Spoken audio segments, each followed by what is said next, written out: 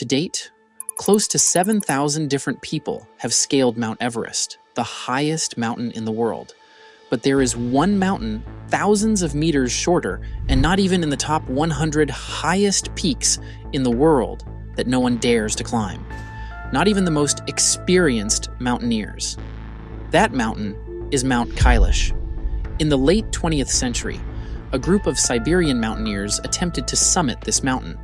This was just a few decades after another group of mountaineers had attempted the same feat, but ended up vanishing without a trace.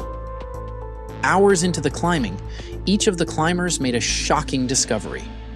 They had started to age very rapidly.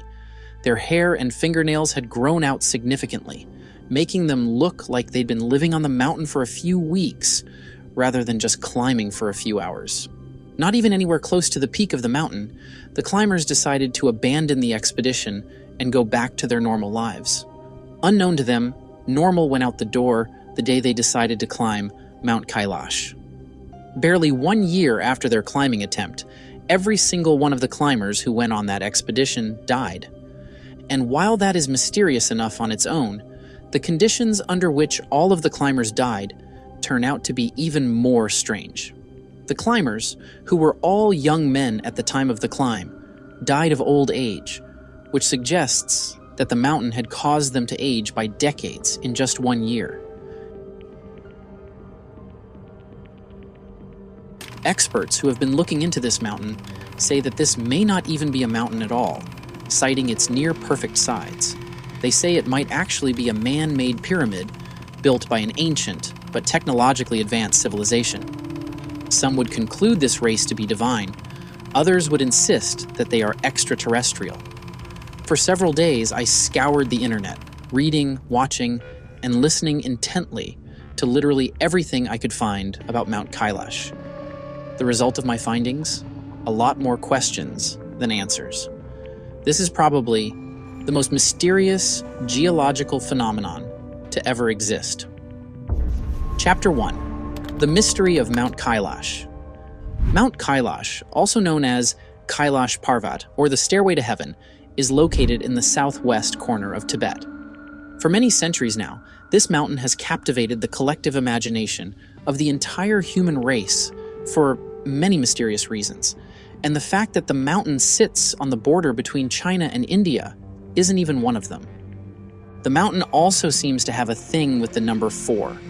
For context, 4 religions lay claim to Mount Kailash as a holy site: Hinduism, Buddhism, Jainism, and the Bon religion. But more on this later. Secondly, 4 rivers flow out of Kailash, and each of these rivers flows in the direction of each of the 4 cardinal points.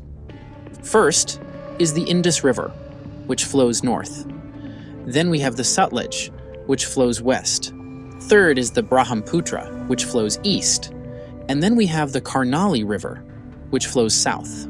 But even that isn't where things start to get strange. Let's talk about the appearance of this so-called mountain. Judging by looks alone, Mount Kailash hardly looks like a mountain. Now, to be clear, Mount Kailash isn't the only mountain that takes the shape of a pyramid. There are many other pyramidal peaks in the world, like Pyramid Mountain in Alberta, Alpamayo in Peru, Muratov Peak in Bulgaria, and several others. However, as you can see, all of these other mountains have the imperfections you'd expect from a naturally occurring landform. Mount Kailash, on the other hand, does not. Its sides are almost perfectly perpendicular, almost like someone intentionally designed and constructed the mountain that way. This gives Kailash a highly symmetrical look, with each slope aligning to each of the 4 cardinal points. And this brings me to my next point. Each of the 4 faces of Mount Kailash is reported to have different colors. The north face is said to be the color of gold. The south face is lapis lazuli. The east face is the color of crystal. And the west face is the color of ruby. Speaking of faces, the northern slopes of Mount Kailash always have far less snow than its southern slopes. Now, that doesn't immediately strike you as odd until you realize that in the northern hemisphere of the Earth, the south side typically gets more sunlight than the north side. This means that, naturally speaking, the north face of Mount Kailash should have far more snow than the south side, since it receives less sunlight.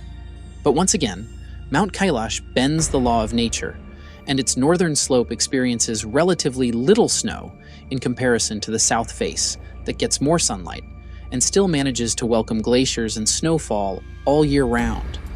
As if this isn't weird enough, there's also the very strange magnetic force field on Mount Kailash.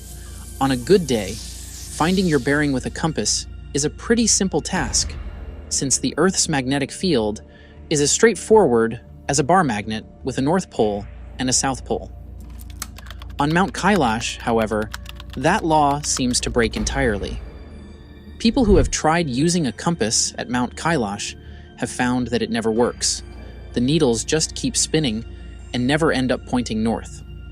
Mount Kailash also has zero plant life, which is highly unusual.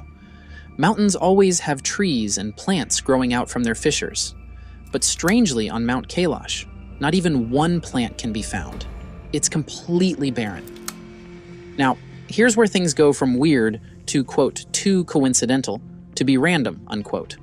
The south face of Mount Kailash seems to come with a swastika inscribed on it. No one knows if this was inscribed by someone or if it was the result of natural activity. All we know for sure is that when the sun sets on the south side of Mount Kailash, the massive vertical ice cracks and horizontal strata of the rock form a shadow of a left-facing swastika, which, interestingly, is considered an auspicious sign for all four religions that consider Mount Kailash sacred. Amazed? Well, things get even weirder, because the swastika isn't the only ancient religious symbol inscribed on Mount Kailash. According to satellite views of the mountain, the face of Hindu deity, Lord Shiva, appears on Mount Kailash. Also, the snow on the peak of this mountain takes the shape of Om, which is considered the greatest and most sacred syllable of all the mantras in Hinduism. Things are definitely no less mysterious on the geographical side of things. Mount Kailash is popularly known within geographical circles as the navel of the earth. This is because the mountain sits exactly at the very center of the planet, or the axis mundi, as some religions call it. From this position, Mount Kailash maintains an eerily consistent distance from major structures around the world. For instance, Kailash is 6,666 kilometers away from Stonehenge, as well as the North Pole and the South Pole. Not weird enough for you? Well, Mount Kailash is also 13,332 kilometers from base to peak. That's 6,666 kilometers times 2. On top of that, Mount Kailash has these two lakes which bend the laws of science just as well as Kailash itself does. The two lakes are known as Mansarovar and Rakshastal, and from their characteristics today, you'd hardly believe that these two used to be the same body of water before they became separated due to tectonic activity.